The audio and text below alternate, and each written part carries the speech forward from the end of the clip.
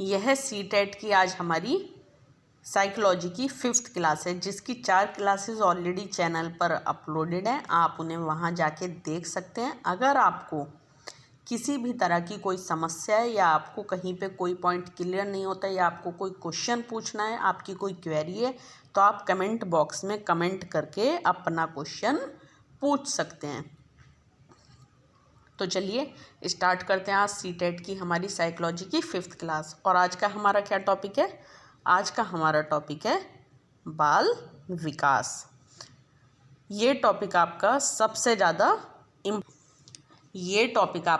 ज़्यादा इम्पोर्टेंट क्यों है? क्योंकि सीटेट में इससे किसी भी सब्जेक्ट में, चाहे आपका मैथ हो, हिंदी हो, इंग्लिश हो, XYZ कोई भी सब्जेक्ट हो या आपका EVS हो, सभी में 2-3 क्वेश्चंस इससे रिलेटेड आते ही आते हैं। तो चलिए स्टार्ट करते हैं। बाल विकास। विकास के फलस्वरूप योग्यताओं एवं विशेषताओं का जन्म होता है। यहाँ क्या कहा गया है कि जब एक बच्चे का जन्म होता है तो वो कुछ विशेषताओं और कुछ योग्यताएं लेकर साथ में पैदा होता है। अब वो योग्यताएं कौन कौन सी होती हैं ये समझो, या विशेषताएं। कुछ चीज़ें क्या हैं कि बच्चे के अंदर जन्मजात होती हैं। क्या होती हैं? जन्मजात। आगे पढ़ें इसे, आप आगे और डिटेल में पढ़ेंगे। विकास का सामान्य अर्थों में अगर हम देखें तो क्या है अर्थ? विकास का सामान्य अर्थ क्या है कि एक व्यक्ति में किसी नई मानसिक व शारीरिक क्षमता का होना कह सकते हैं। हर बच्चे में अलग अलग मानसिक योग्यताएं होती हैं, मतलब कि हर बच्चे में कुछ ना कुछ व्यक्तिगत विभिन्नताएं देखी जाती हैं। वो व्यक्तिगत विभिन्नताएं शारीरिक भी हो सकती हैं, मानसिक भी हो सकती हैं। आज मैं आपको यूपी टेट का 2nd क्लास में व्यक्तिगत विभिन्नता पढ़ा भी चुकी हूँ। आप उसे वहाँ जाके और अच्छे से डिटेल में पढ़ सकते हैं। तो इसमें क्या है कि हर बच्चे की अलग अलग मानसिक योग्यताएं होती हैं, हर बच्चे की अलग अलग पोटेंशियल होती है, हर बच्चे का इंटरेस्ट अलग अलग होता है। विकास अविराम गति से चलता है। विकास क्या है कि वृद्धि जो है रुक जाएगी, लेकिन विकास कभी नहीं रुकेगा। विकास क्या है? जीवन पर्यंत चलता है, लाइफ टाइम। ठीक है, लाइफ टाइम कैसे? आप अपनी ही लाइफ से कनेक्ट करके इसे देखें। आप लाइफ में हमेशा ही कुछ ना कुछ सीखते रहते हैं। ऐसा तो नहीं कि हाँ आपने चलो अगर आज पढ़ाई नहीं की तो आपने लाइफ में आज कुछ सीखा ही नहीं। आपने कुछ ना कुछ ज़रूर सीखा होगा, चाहे आपने वो कहीं देख के सीखा हो या कहीं सुन के सीखा हो। तो विकास क्या है? अविराम गति से चलता है, लगातार जीवन पर्यंत चलने वाली एक प्रक्रिया है। लेकिन अलग अलग क्षेत्रों में, उदाहरण के लिए एक बच्चे में पैदा होते ही रोने की आदत का विकास होता है, उसके बाद ही बोलने की आदत का विकास होता है। इन्हें विकास का 2 अलग अलग उदाहरण कहा जा सकता है, जिन्हें उल्टा नहीं जा सकता। विकास के बाद क्षेत्र में वृद्धि होती है। अब यहाँ इन्होंने क्या कहा है कि एक बच्चे में पहले रोने की आदत का विकास होता है, उसके बाद उसमें बोलने की आदत का विकास होता है। ऐसा तो नहीं कि आज बच्चे ने जन्म लिया और जन्म होते ही वो एकदम से बोलने लगा। हर बच्चा पहले जन्म लेने के बाद रोता है, उसके कुछ टाइम बाद बच्चा बलबलाना मतलब उसकी एक बच्चे की अपनी भाषा होती है। ये बलबलाना भी एक भाषा होती है। बलबलाने के बाद क्या है? बच्चा बोलना सीखता है। अब ऐसा तो नहीं कि बच्चा पहले बलबलाएगा नहीं और पहले वो बोलेगा। 1 महीना होते ही बच्चा बोलने तो नहीं लग जाएगा कि मम्मी आएंगे, पापा आएंगे, बहन है, ये भाई है। वो भी क्या है? एक प्रक्रिया है। ठीक है, नेक्स्ट, बाल विकास के सिद्धांत। अब इसमें हम क्या पढ़ेंगे आज कि बाल विकास के सिद्धांत कौन कौन से हैं। तो जो इसका फर्स्ट सिद्धांत है वो कौन सा? और ये सबसे ज़्यादा इम्पोर्टेंट है, इसे आप अच्छे से आज समझना। मस्तिष्क ध्वमुखी सिर पुछिए विधि, सिकेलो काउंडला सिद्धांत। इस सिद्धांत को 3 नामों से जाना जाता है। ये तीनों नाम आपको पता होने चाहिए, यूपी टेट के लिए तो इम्पोर्टेंट है। तो ये तीनों नाम आपको पता होने चाहिए। चलिए जी चलते हैं इस सिद्धांत में क्या कहा गया है। इस सिद्धांत के अनुसार बच्चे का विकास ऊपर से नीचे की तरफ होता है, इसलिए इसे सिर पूछिए सिद्धांत कहा गया है। सिद्धांत के अनुसार सबसे पहले बच्चे का मस्तिष्क सक्रिय होता है, फिर धड़ और उसका हाथ, उसके बाद में पैर सक्रिय होते हैं। बच्चे का भूख लगने पर रोना या माँ का ना दिखाई देना उसके सक्रिय मस्तिष्क का उदाहरण है। अब क्या है, इन्होंने कहा है कि बच्चे का जो विकास होता है वो सर से लेके पैरों तक होता है, ऊपर से लेके नीचे। सबसे अच्छा तरीका क्या है, सिर से पैर, ठीक है। बच्चे का पहले मस्तिष्क सक्रिय होगा। अब चलो ये वाला पॉइंट तो आप छोड़ दो कि माँ का ना दिखाई देने पर बच्चे का रोना, क्योंकि बच्चे को जब हम अवगत कराते हैं कि हाँ ये आपकी मम्मी है, ये पापा है ना, बच्चे के माइंड में वो चीज़ें बैठती चली जाती हैं और वो उन चीज़ों को स्वीकार कर लेता है कि ये उसकी मम्मी है, पापा है, ठीक है। ये बात आप छोड़ो। यहाँ पे क्या कहा गया है कि भूख लगने पर बालक का रोना। तो क्या है, बच्चा जब उसे भूख लग रही है तो रो रहा है, तो ये क्या है, उसके मस्तिष्क को एक सिग्नल मिल रहा है क्या, कि उसे भूख लग रही है। भूख लग रही है, उसे ये महसूस हो रहा है, इसीलिए तो वो रो रहा है। तो यहाँ क्या हो रहा है, बच्चे का मस्तिष्क सक्रिय हो रहा है। उसके बाद बच्चे के हाथ सक्रिय होते हैं, ठीक है। उसके बाद बच्चा क्या है, बच्चों के थोड़े हाथों में, बच्चा थोड़ा, उसके जो हाथ हैं वो एक्टिव होते हैं। बच्चा हाथों से गतिविधि करने लगता है, कुछ ना कुछ अपने हाथ पैर चलाने लगेगा। उसके बाद कहीं जाके उसके पैर सक्रिय होते हैं। बच्चा कब खड़ा होना स्टार्ट करता है, 6 महीने में। ऐसा तो नहीं कि हाँ 1-1.5 महीने बाद बच्चा अपना एकदम से खड़ा हो जाएगा। तो ये भी क्या है, एक पूरी प्रक्रिया कि पहले बच्चे का सिर एक्टिव होगा, उसके बाद उसके हाथ एक्टिव होंगे, उसके बाद उसके पैर एक्टिव होंगे।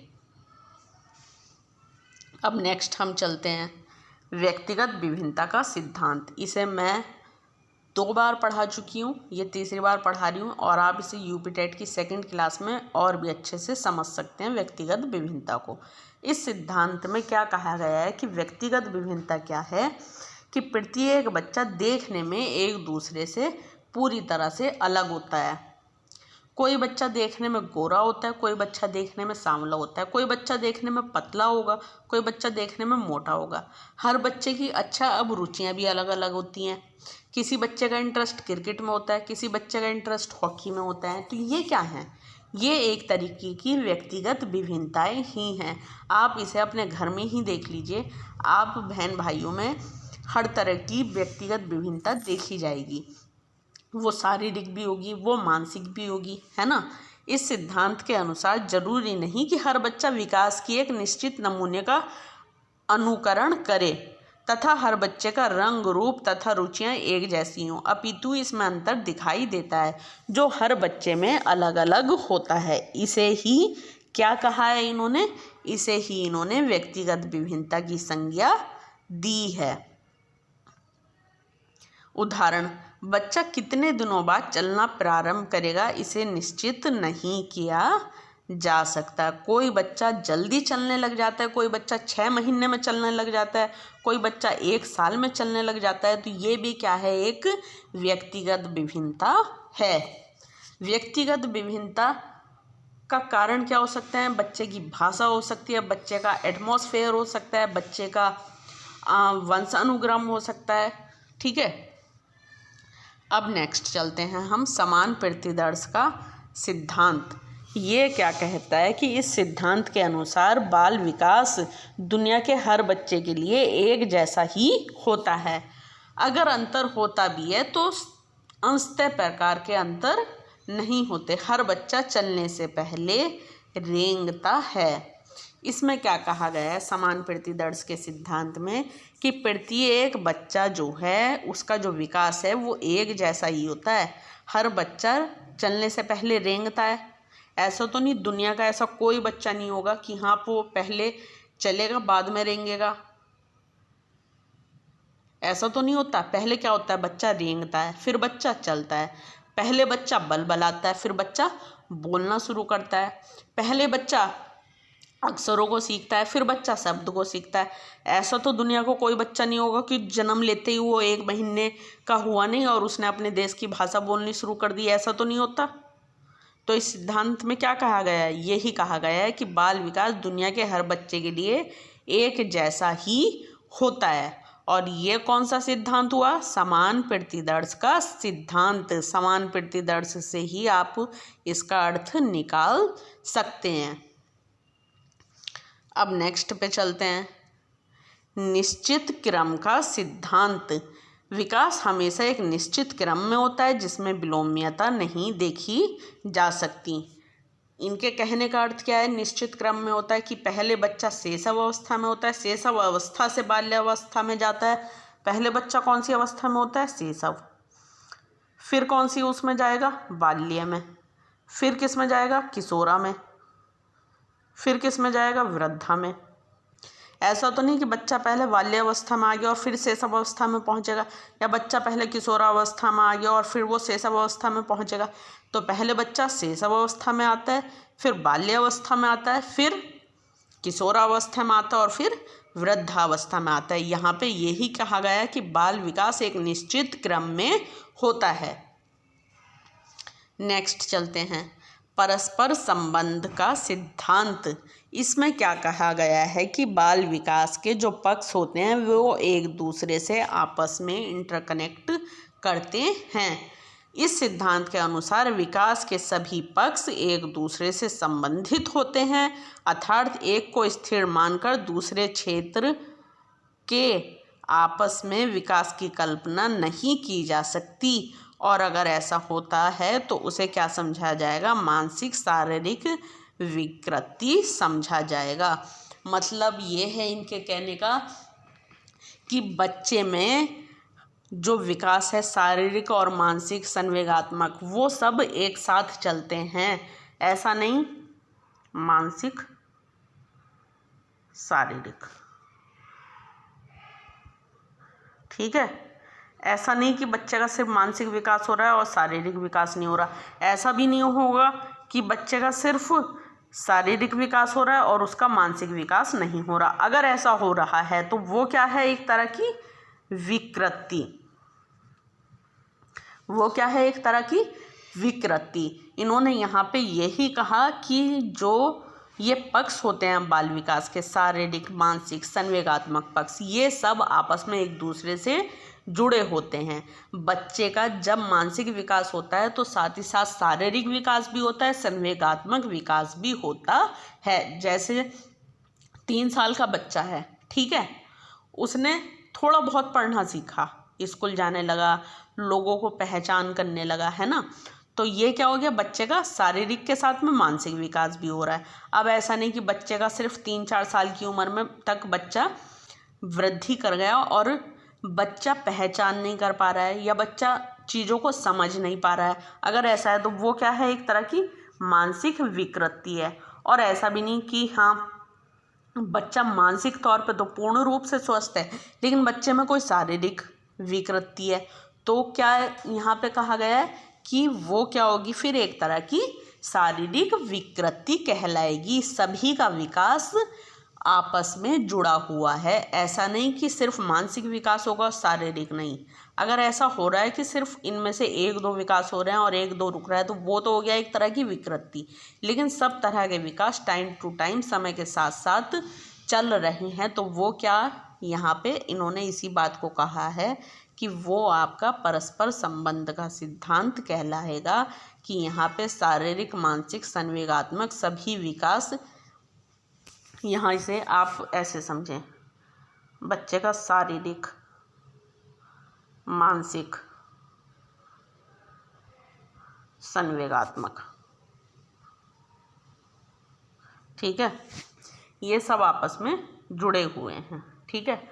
अब ऐसा नहीं बच्चे का सिर्फ शारीरिक विकास हो गया और बच्चे का मानसिक विकास नहीं हुआ। अगर ऐसा हुआ तो ये क्या होगी? विकृति, ठीक है। क्या होगी? ये विकृति।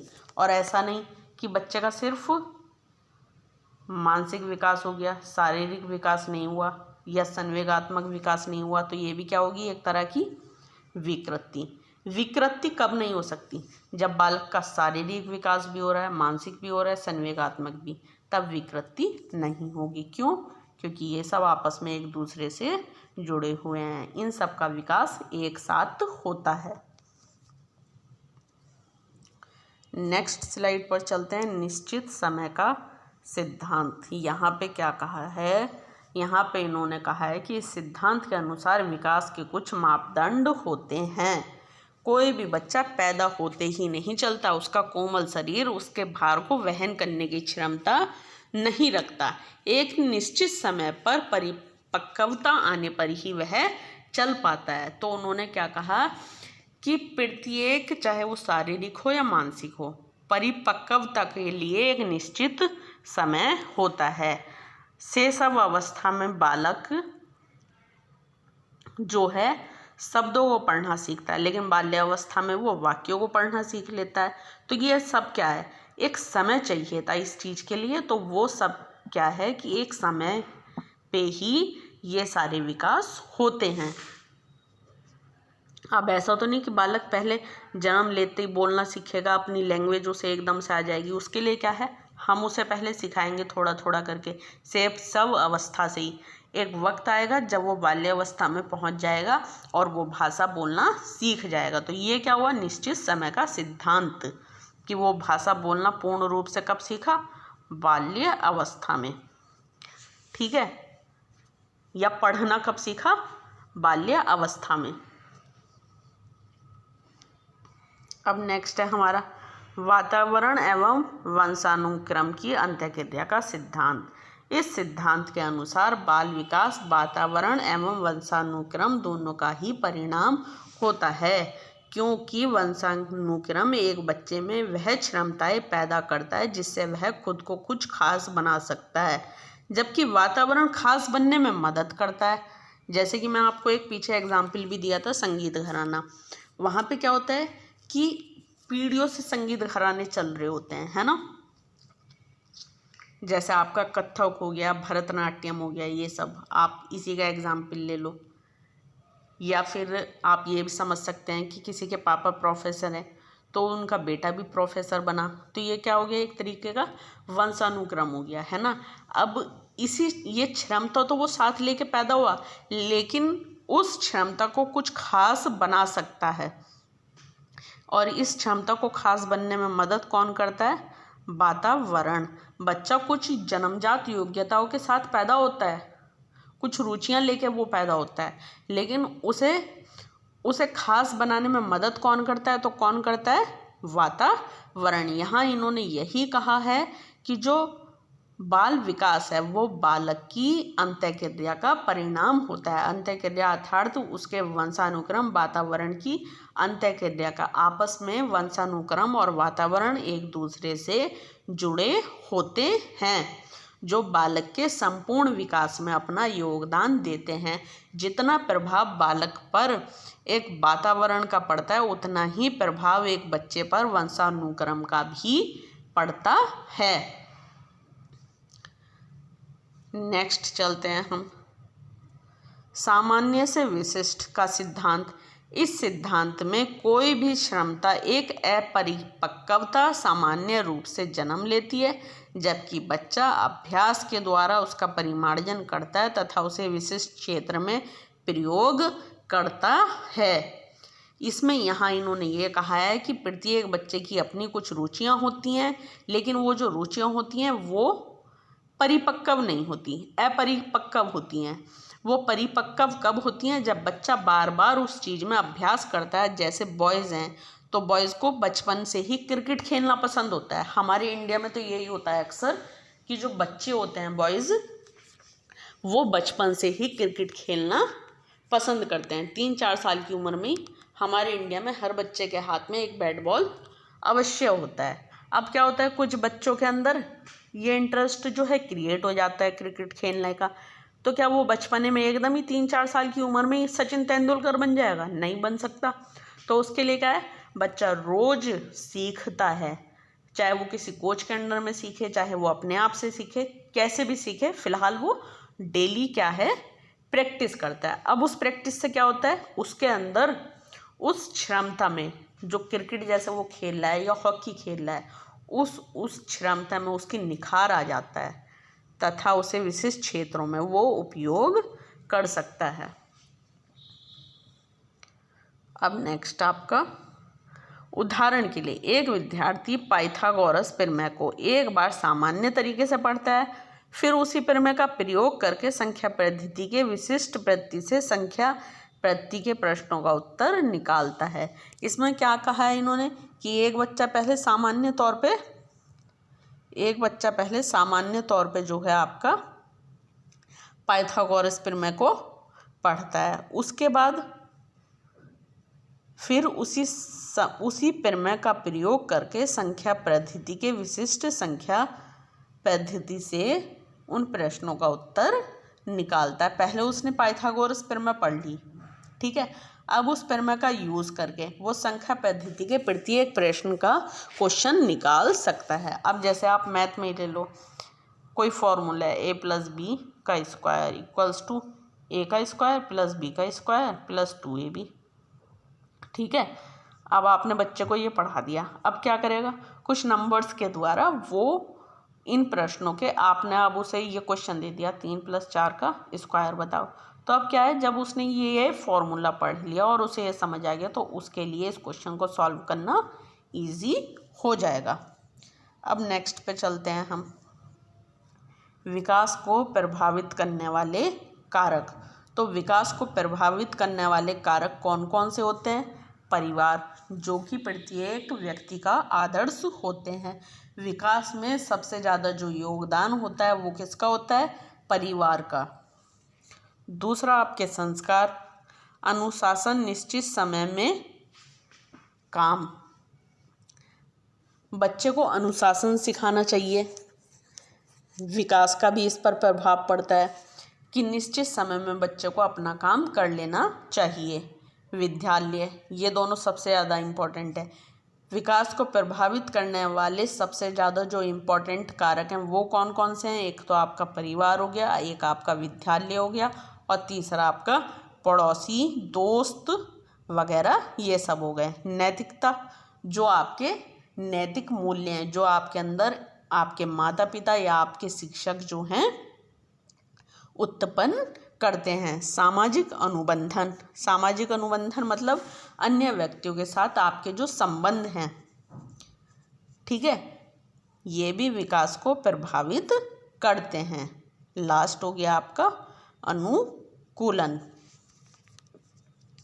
ये वाला जो आपका स्लाइड है, विकास को प्रभावित करने वाले कारक, इनसे रिलेटेड क्वेश्चन सीटेट में आपको मिल सकता है। वो आपको चाहे किसी भी सब्जेक्ट में मिले, लेकिन मिलेगा ज़रूर। और विकास को प्रभावित करने वाले जो कारक हैं उनमें सबसे ज़्यादा योगदान किसका है? एक तो आपके परिवार का, विद्यालय का, पड़ोसियों का, नैतिकता का, अनुबंधन का। ये 5 आपको अच्छे से क्लियर होने चाहिए, आपको याद होने चाहिए। अब यहाँ पे अगर आपको कोई भी टॉपिक समझ ना आए तो आप उसके लिए कमेंट बॉक्स में कमेंट करके अपना क्वेश्चन पूछ सकते हैं, ठीक है। या फिर आपको सीटेट में, यूपी टेट में किसी भी तरह की कोई भी PDF लेनी है किसी भी सब्जेक्ट से रिलेटेड, तो आप उसके लिए कमेंट बॉक्स में कमेंट कर सकते हैं, ठीक है।